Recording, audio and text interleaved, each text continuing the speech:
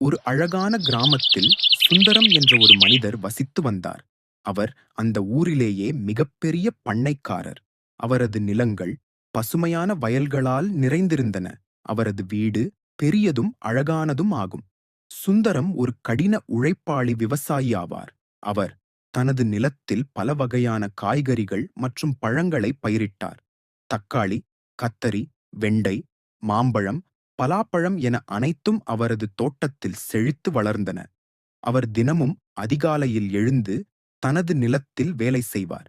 நீர் பாய்ச்சுவது, களையெடுப்பது, உரமிடுவது என அனைத்து வேலைகளையும் அவரே செய்வார்.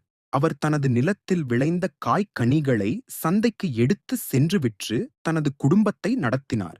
சந்தையில் அவரது காய்கறிகளுக்கு நல்ல விலை கிடைத்தது. ஏனெனில் அவை புதியதாகவும் சுவையாகவும் இருந்தன. அவர் ஒரு கோவிலின் தர்மகர்த்தாவாகவும் இருந்தார். கோவிலின் பராமரிப்பு, பூஜைகள் மற்றும் திருவிழாக்கள் அனைத்தையும் அவர் முன்னின்று நடத்தினார். கிராம மக்கள் அனைவரும் அவரை மிகவும் மதித்து அவரது தலைமையில் ஒற்றுமையாக வாழ்ந்தனர்.